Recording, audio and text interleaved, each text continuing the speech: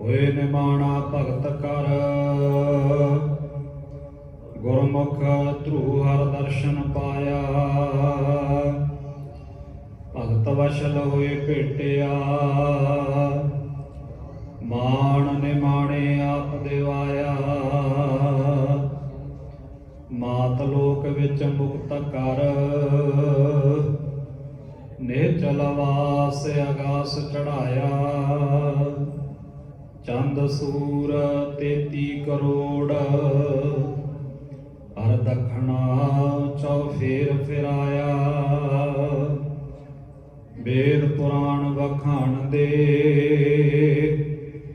ਪ੍ਰਗਟ ਕਰ ਪ੍ਰਤਾਪ ਜਣਾਇਆ।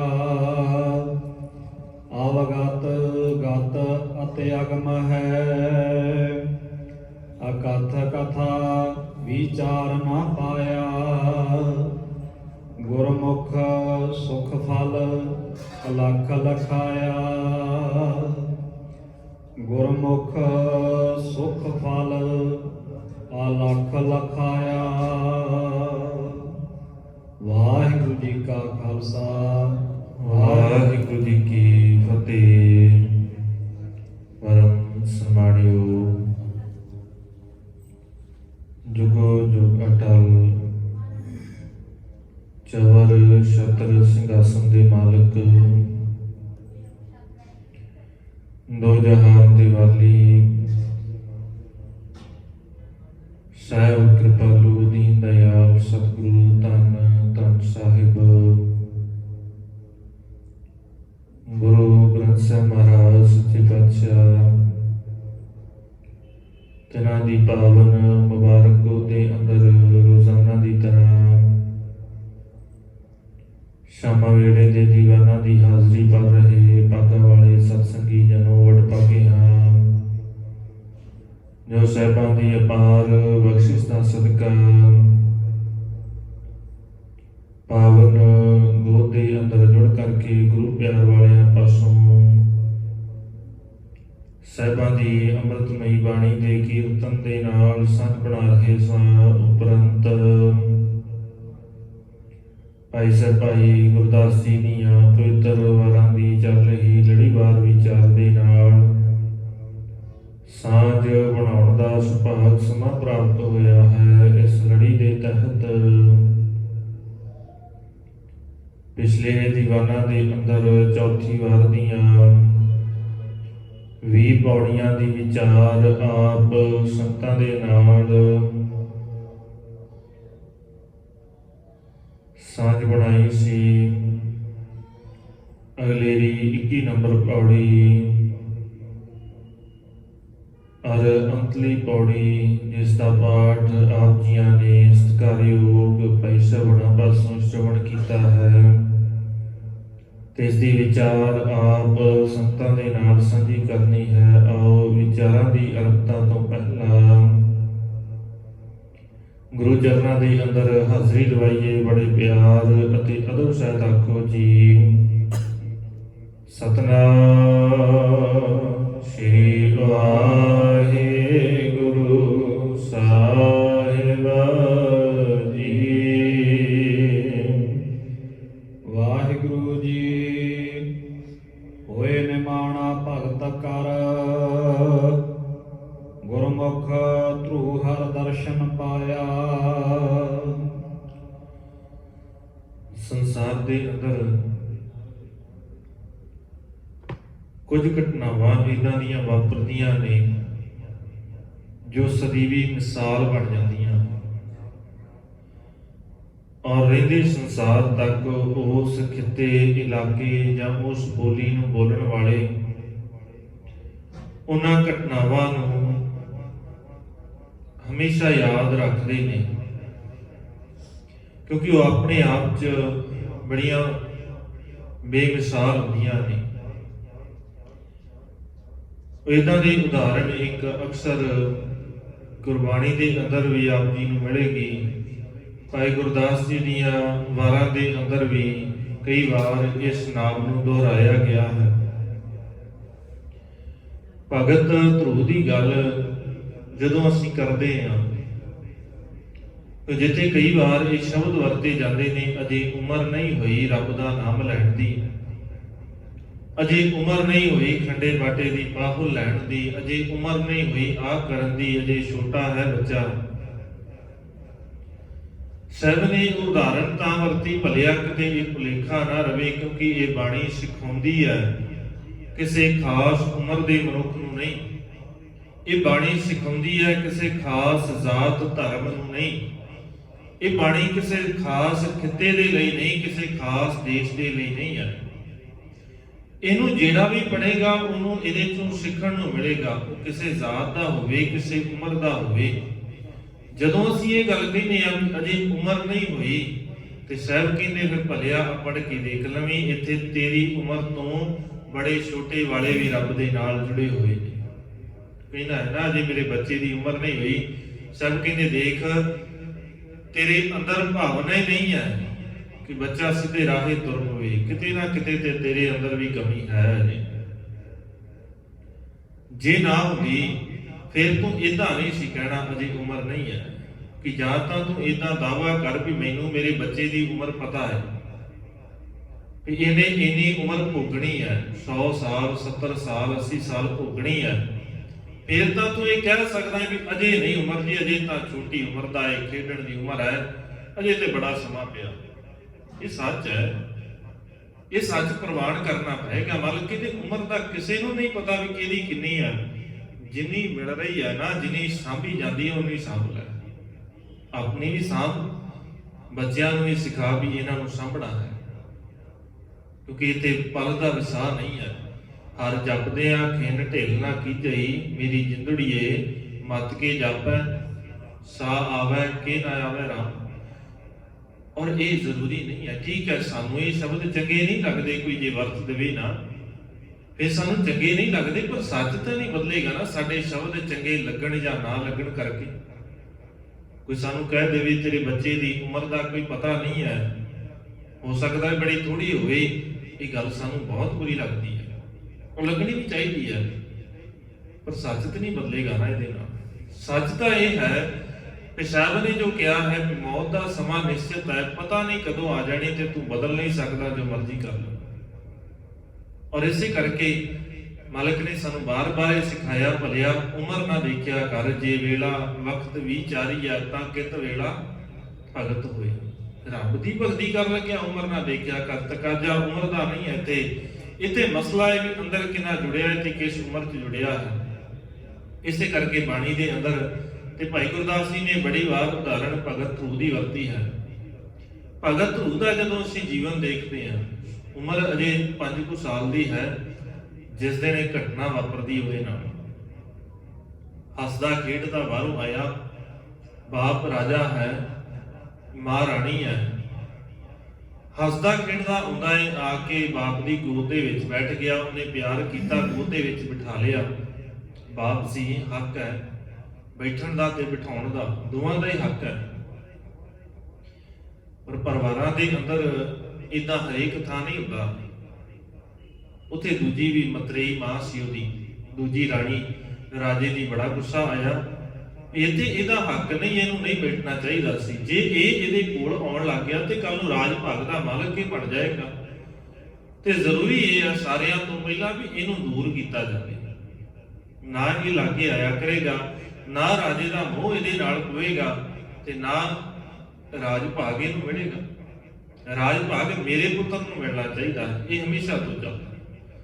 ਇਹ ਉੱਥੇ ਤੇ ਚੱਲਦਾ ਹੈ ਜਿੱਥੇ ਇਹਨਾਂ ਦੀ ਭਾਵਨਾ ਹੈ, ਜਿੱਥੇ ਰੱਬੀ ਗੁਣਾਂ ਦੀ ਗੱਲ ਚੱਲਦੀ ਹੋਵੇ, ਉਹਨਾਂ ਘਰਾਂ 'ਚ ਵੀ ਇਹ ਚੱਲਦਾ ਹੈ। ਇੱਥੇ ਤੇ ਗੁਰੂ ਨਾਨਕ ਦੇ ਘਰ ਦੇ ਅੰਦਰ ਵੀ ਇਹਨਾਂ ਦੇ ਕਈ ਵਾਰ ਘਟਨਾਵਾਂ ਵਾਪਰੀਆਂ, ਇੱਕ ਵਾਰ ਨਹੀਂ ਕਈ ਵਾਰ ਵਾਪਰੀਆਂ। ਪ੍ਰਿਥੀ ਚੰਦ ਨੇ ਕਿੰਨੀ ਵਾਰ ਯਤਨ ਕੀਤਾ ਕਿ ਮੇਰੀ ਪੀਰੀ ਦੇ ਮਾਲਕ ਧੰਨ ਗੁਰੂ ਹਰਗੋਬਿੰਦ ਸਾਹਿਬ ਮਹਾਰਾਜ ਸੱਚੇ ਪਾਤਸ਼ਾਹ ਨੂੰ ਕਿਸੇ ਨਾ ਕਿਸੇ ਤਰੀਕੇ ਦੇ ਨਾਲ ਮੈਂ ਇਸ ਸੰਸਾਰ ਤੋਂ ਵਾਪਸ ਭੇਜ ਦੇਵਾਂ। ਕਿੰਨੇ ਯਤਨ ਕਰਦਾ ਹੈ, ਕਦੇ ਸੱਪ ਭੇਜਦਾ ਹੈ, ਕਦੇ ਜ਼ਹਿਰ ਭੇਜਦਾ ਹੈ, ਹਰੇਕ ਤਰੀਕਾ ਉਹਨੇ ਵਰਤਿਆ ਕਿ ਮੈਂ ਕਿਸੇ ਤਰੀਕੇ ਦੇ ਨਾਲ ਖਤਮ ਕਰ ਦੇਵਾਂ। ਪਰ ਖਤਮ ਤਾਂ ਉਹੀ ਹੋਵੇਗਾ ਨਾ ਜੋ ਸਾਡੇ ਵਾਸਤੇ ਵਿੱਚ, ਜੋ ਸਾਡੇ ਵਾਸਤੇ ਨਹੀਂ ਹੈ ਉਹਨੂੰ ਅਸੀਂ ਖਤਮ ਨਹੀਂ ਕਰ ਸਕਦੇ। ਜੋ ਵਾਸੀ, ਜੋ ਆਸਰਾ ਹੀ ਉਸ ਮਾਲਕ ਦਾ ਲੈਂਦਾ ਹੋਵੇ, ਜਿਹਨੇ ਇਹ ਬਖਸ਼ਿਸ਼ਾਂ ਕੀਤੀਆਂ ਹੋਣ, ਜਿਹੜਾ ਆਪ ਹੀ ਉਸ ਮਾਲਕ ਦਾ ਸਰੂਪ ਹੋਵੇ, ਉਹਨੂੰ ਖਤਮ ਕਰਨਾ ਕਿਸੇ ਆਮ ਬੰਦੇ ਦੇ ਵੱਸ ਦੀ ਨਹੀਂ ਹੈ। ਜਦੋਂ ਤੱਕ ਕਿ ਉਹ ਆਪ ਨਾ ਚਾਹੇ, ਕਿਸੇ ਦੇ ਵੱਸ ਦੀ ਨਹੀਂ ਹੈ ਉਹਨੂੰ ਖਤਮ ਕਰ ਦੇਣਾ। ਸਾਹਿਬ ਨੇ ਇਹ ਉਦਾਹਰਨ ਦਿੱਤੀ ਸਾਨੂੰ ਵੀ ਭਲਿਆ ਕਦੇ ਜੀਵਨ ਭਗਤ ਧੂ ਦਾ ਪੜ੍ਹ ਕੇ ਦੇਖੀ, ਉਮਰ ਬੜੀ ਛੋਟੀ ਆ। ਮਤਰੇਈ ਨੇ ਬੜਾ ਗੁੱਸਾ ਕੀਤਾ, ਮਨ ਵਿੱਚ ਰੋਸ ਮਤਰੇਈ ਕੀਤਾ। ਭਾਈ ਗੁਰਦਾਸ ਜੀ ਦੇ ਬਚਨ ਕਹਿੰਦੇ ਮਨ ਦੇ ਵਿੱਚ ਮਤਰੇਈ ਨੇ ਬੜਾ ਰੋਸ ਕੀਤਾ, ਔਰ ਜਦੋਂ ਬਾਹੋਂ ਫੜ ਕੇ ਉਤਾਰ ਦਿੱਤਾ ਨਾ ਕੁੱਛੜ ਚੋਂ, ਰੋਂਦਾ ਹੋਇਆ, ਦੁੱਖ ਹੋਇਆ ਵੀ ਇਹ ਤਾਂ ਬੜੀ ਮਾੜੀ ਗੱਲ ਹੈ। ਮੈਂ ਕਿਹੜਾ ਕਿਸੇ ਹੋਰ ਦੇ ਕੋਲ ਬੈਠਾ ਸੀ, ਆਪਣੇ ਬਾਪ ਦੇ ਕੋਲ ਹੀ ਬੈਠਾ। ਮਾਂ ਨੂੰ ਜਾ ਕੇ ਕਹਿਣ ਲੱਗਾ, ਪੁੱਛਣ ਲੱਗਾ ਵੀ ਸੱਚਮੁੱਚ ਹੀ ਏਦਾਂ ਹੈ ਵੀ ਮੇਰਾ ਬਾਪ ਹੈ ਨਾ? ਉਹ ਕਹਿਣ ਲੱਗੀ ਬਿਲਕੁਲ। ਤੂੰ ਗੋਲੀ ਤਾਂ ਨਹੀਂ ਹੈ, ਤੂੰ ਤਾਂ ਕਹਿੰਦੀ ਸੀ ਮੈਂ ਰਾਣੀ ਆ, ਮੈਨੂੰ ਤਾਂ ਲੱਗਦਾ ਤੂੰ ਗੋਲੀ ਹੈ। ਮੈਂ ਤਾਂ ਸੋਚਿਆ ਸੀ ਵੀ ਤੇਰੀ ਤੇ ਬੜੀ ਮੁਕਤ ਹੈ, ਤੂੰ ਰਾਜ ਭਾਗ ਦੀ ਮਾਲਕ ਹੈ। ਮੈਂ ਤਾਂ ਸੋਚਿਆ ਤੂੰ ਵੱਡੀ ਰਾਣੀ ਹੈ, ਇਸ ਕਰਕੇ ਮੈਨੂੰ ਤੇ ਬੜਾ ਨਾਜ਼ ਸੀ ਤੇਰੇ ਉੱਤੇ। ਪਰ ਜਿੱਦਾਂ ਦੀ ਘਟਨਾ ਮੇਰੇ ਨਾਲ ਵਾਪਰੀ ਹੈ ਨਾ, ਜਿੱਦਾਂ ਦਾ ਸਲੂਕ ਅੱਜ ਮੇਰੇ ਨਾਲ ਹੋਇਆ ਹੈ, ਮੈਨੂੰ ਕੋਈ ਯਕੀਨ ਨਹੀਂ ਹੈਗਾ। ਮੈਨੂੰ ਏਦਾਂ ਲੱਗਦਾ ਹੈ ਵੀ ਤੂੰ ਗੋਲੀ ਹੈ। ਜੇ ਸੱਚਮੁੱਚ ਰਾਣੀ ਹੁੰਦੀ ਤੇ ਕਿਸੇ ਦੀ ਇੰਨੀ ਹਿੰਮਤ ਨਹੀਂ ਸੀ ਵੀ ਮੇਰੇ ਬਾਪ ਦੀ ਗੋਦ ਚੋਂ ਮੈਨੂੰ ਉਤਾਰ ਦਿੰਦਾ। ਇੰਨੀ ਹਿੰਮਤ ਕਿੱਦਾਂ ਪੈ ਗਈ? ਹੁਣ ਸਿਆਣੀ ਸੀ, ਸੂਝਵਾਨ ਸੀ। ਕਿਤੇ ਸਾਡੇ ਵਰਗੇ ਜੀਵਨ ਵਾਲੀ ਹੁੰਦੀ ਤੇ ਉਸੇ ਵੇਲੇ ਜਾ ਕੇ ਇਹ ਕਹਿਣਾ ਸੀ ਵੀ ਏਦਾਂ ਕਿਦਾਂ ਕਰ ਦਿੱਤਾ ਤੂੰ, ਗੱਲ ਨਹੀਂ ਸੀ ਪੈਣਾ, ਕਲਾ ਨਹੀਂ ਸੀ ਕਰ ਦੇਣੀ। ਅਸੀਂ ਬੱਚਿਆਂ ਨੂੰ ਬਹੁਤੀ ਵਾਰ ਜੋ ਅਸੀਂ ਕਰਦੇ ਆ ਨਾ, ਜਦੋਂ ਅਸੀਂ ਇਦਾਂ ਦੀਆਂ ਚੀਜ਼ਾਂ ਨੂੰ ਦੁਹਰਾਉਂਦੇ ਆ, ਬੱਚੇ ਸਾਨੂੰ ਵੇਖ ਕੇ ਫਿਰ ਇਦਾਂ ਦਾ ਹੀ ਸਿੱਖਦੇ ਨੇ। ਸਿਆਣੀ ਸੀ ਬੜੀ, ਉਹਨੂੰ ਪਤਾ ਸੀ ਵੀ ਇਦਾਂ ਨਹੀਂ, ਇਦਾਂ ਕੀਤਿਆਂ ਕੋਈ ਫਾਇਦਾ ਨਹੀਂ ਹੋ ਸਕਦਾ ਹੈ ਕੱਲ ਨੂੰ ਨੁਕਸਾਨ ਹੋਵੇ। ਬੜਾ ਤਰੀਕਾ ਅਪਣਾਇਆ ਉਹਨੇ, ਸੁਚੱਜਾ ਢੰਗ, ਜਿਹੜਾ ਕਿ ਸਹੀ ਸਿੱਖ ਨਹੀਂ ਸਕੇ। ਅਸੀਂ ਸਿਰਫ ਕਹਾਣੀਆਂ ਨੂੰ ਸੁਣਿਆ, ਸਾਖੀਆਂ ਨੂੰ ਸੁਣ ਲਿਆ ਤੇ ਛੱਡ ਦਿੱਤਾ। ਕਈ ਵਾਰ ਕਹਿੰਦੇ ਨਾ, ਬੜੀਆਂ ਸੁਣ ਛੱਡੀਆਂ ਸਾਖੀਆਂ ਦਾ, ਬਸ ਸੁਣੀਆਂ ਤੇ ਛੱਡ ਦਿੱਤੀਆਂ। ਬੜੇ ਪਾਠ ਕਰ ਛੱਡੇ ਨੇ, ਕਰਕੇ ਛੱਡ ਦਿੱਤੇ। ਇੱਥੇ ਛੱਡਣਾ ਥੋੜ੍ਹਾ ਸੀ। ਸਾਹਿਬ ਤੇ ਕਹਿੰਦੇ ਸਾਚੀ, ਫਿਰ ਮਾਲਕ ਨੇ ਜਿਹੜੀ ਗੱਲ ਕਹੀ ਹੈ, ਸਾਹਿਬ ਕਹਿੰਦੇ ਇਹ ਮਨ ਤੂੰ ਸੁਣਿਆ ਤੇ ਬੜਾ ਕੁਝ, ਪਰ ਕੀਤਾ ਕਿ ਮਨ ਰੇ ਗਹਿਓ ਨਾ ਗੁਰੂ ਉਪਦੇਸ਼। ਗਹਿਓ ਦਾ ਭਾਵ ਫੜਿਆ ਨਹੀਂ, ਚਾਹੀਦਾ ਤੇ ਫੜਨਾ ਸੀ। ਤੂੰ ਕਹਿੰਦਾ ਮੈਂ ਕਰ ਛੱਡ ਦਿੱਤਾ। ਛੱਡਣ ਵਾਲਾ ਤੇ ਮਸਲਾ ਹੀ ਨਹੀਂ ਸੀ ਇੱਥੇ, ਤੇ ਵਸਾਉਣ ਵਾਲਾ ਹਿਰਦੇ ਦੇ ਅੰਦਰ ਟਿਕਾ ਲੈਣਾ ਚਾਹੀਦਾ ਸੀ ਕਿ ਜਿਹੜਾ ਕਦੇ ਨਿਕਲੇ ਹੀ ਨਾ। ਅਸੀਂ ਸੁਣ ਛੱਡ ਦਿੱਤਾ, ਬੜਾ ਕੁਝ ਸੁਣਿਆ ਸੀ। ਕੋਈ ਸਾਖੀ ਸ਼ੁਰੂ ਕਰ ਲਈਏ, ਸਾਡੇ ਦਿਮਾਗਾਂ ਦੇ ਅੰਦਰ ਪਹਿਲੋਂ ਤੋਂ ਚੱਲ ਪੈਂਦੀ ਹੈ। ਅਜੇ ਮੈਂ ਅੱਧੀ ਕੁ ਸੁਣਾਈ ਹੈ ਸਾਖੀ ਸੰਖੇਪ ਦੇ ਰੂਪ ਦੇ ਵਿੱਚ, ਸਾਰਿਆਂ ਨੂੰ ਉਹਦਾ ਅੰਤ ਵੀ ਯਾਦ ਆ ਗਿਆ ਹੋਣਾ। ਮਸਲਾ ਇਹ ਨਹੀਂ ਹੈ ਕਿ ਸਾਨੂੰ ਯਾਦ ਕਿੰਨਾ ਹੈ। ਕੋਈ ਵੀ ਸਾਖੀ ਅਸੀਂ ਸ਼ੁਰੂ ਕਰ ਲਈ, ਅਕਸਰ ਧੰਨ ਗੁਰੂ ਰਾਮਦਾਸ ਸਾਹਿਬ ਮਹਾਰਾਜ ਸੱਚੇ ਪਾਤਸ਼ਾਹ ਜੀ ਦਾ ਜਦੋਂ ਜੀਵਨ ਸ਼ੁਰੂ ਕਰਦੇ ਹਾਂ, ਸਾਨੂੰ ਉਹਨਾਂ ਦੇ ਜੀਵਨ ਦੀ ਬਚਪਨ ਤੋਂ ਲੈ ਕੇ ਗੁਰਤਾ ਗੱਦੀ ਦੇ ਉੱਤੇ ਬੈਠਣ ਤੱਕ ਦੀ ਸਾਰੀ ਹੀ ਸਾਖੀ ਉਦੋਂ ਹੀ ਯਾਦ ਆ ਜਾਂਦੀ ਹੈ। ਧੰਨ ਗੁਰੂ ਅਰਜਨ ਸਾਹਿਬ ਮਹਾਰਾਜ ਦੀ ਸ਼ਹਾਦਤ ਦੀ ਗੱਲ ਕਰਨੀ ਹੋਵੇ, ਦਿਮਾਗ 'ਚ ਸ਼ਬਦ ਆਉਂਦੇ ਹੀ ਨਾ, ਧੰਨ ਗੁਰੂ ਅਰਜਨ ਸਾਹਿਬ ਮਹਾਰਾਜ ਦਾ ਨਾਮ ਲੈਂਦਿਆਂ ਹੀ ਸਾਡੇ ਦਿਮਾਗ 'ਚ ਬਹੁਤਾ ਜਿਹੜਾ ਜੀਵਨ ਅਸੀਂ ਸੁਣਿਆ ਹੋਇਆ ਹੈ ਨਾ, ਉਹ ਰਿਪੀਟ ਹੋ ਜਾਂਦਾ। ਬਹੁਤਾ ਸੁਣਾਉਣ ਦੀ ਲੋੜ ਨਹੀਂ ਪੈਂਦੀ, ਸਾਨੂੰ ਪਹਿਲਾਂ ਤੋਂ ਪਤਾ ਹੈ। ਪਰ ਮਸਲਾ ਹੈ ਕਿ ਅਸੀਂ ਉਹਨੂੰ ਪ੍ਰੈਕਟੀਕਲ ਨਹੀਂ ਕਰਨਾ ਚਾਹੁੰਦੇ। ਜਦੋਂ ਤੱਕ ਉਹਨੂੰ ਜ਼ਿੰਦਗੀ ਦੇ ਅੰਦਰ ਨਹੀਂ ਲੈ ਕੇ ਆਉਂਦੇ, ਉਹਨਾਂ ਚੀਜ਼ਾਂ ਨੂੰ ਜੋ ਸੁਣ ਰਹੇ ਆ। ਸਾਖੀ ਦਾ ਭਾਵ ਹੀ ਹੁੰਦਾ ਹੈ ਸਿੱਖਿਆ। ਜਿੱਥੋਂ ਅਸੀਂ ਕੁਝ ਸਿੱਖਣਾ ਹੈ, ਜ਼ਰੂਰੀ ਨਹੀਂ ਹੁੰਦਾ ਵੀ ਬਹੁਤੀ ਵਾਰ ਸਾਰੀਆਂ ਸਾਖੀਆਂ ਇਤਿਹਾਸਕ ਪੱਧਰ ਦੇ ਉੱਤੇ ਸੱਚੀਆਂ ਹੋਣ। ਬਹੁਤੀਆਂ ਸਾਖੀਆਂ ਜ਼ਰੂਰੀ ਨਹੀਂ ਹੈ ਵੀ ਉਹਨਾਂ ਦਾ ਇਤਿਹਾਸ ਦੇ ਨਾਲ ਕੋਈ ਵਾਸਤਾ ਹੋਵੇ। ਸਾਖੀ ਕਿਸੇ ਗੱਲ ਨੂੰ ਸਮਝਾਉਣ ਵਾਸਤੇ ਸਿੱਖਿਆ ਦੇ ਰੂਪ ਦੇ ਵਿੱਚ, ਉਹਨੂੰ ਕਹਾਣੀ ਦੇ ਰੂਪ ਦੇ ਵਿੱਚ ਦਿੱਤੀ ਜਾਂਦੀ ਹੈ। ਹੁਣ ਅਸੀਂ ਬਚਪਨ ਦੇ ਅੰਦਰ ਇਹ ਕਹਾਣੀ ਸੁਣੀ ਸੀ ਨਾ, ਕਿ ਕੋਈ ਟੋਪੀਆਂ ਦਾ ਵਪਾਰ ਕਰਦਾ ਸੀ।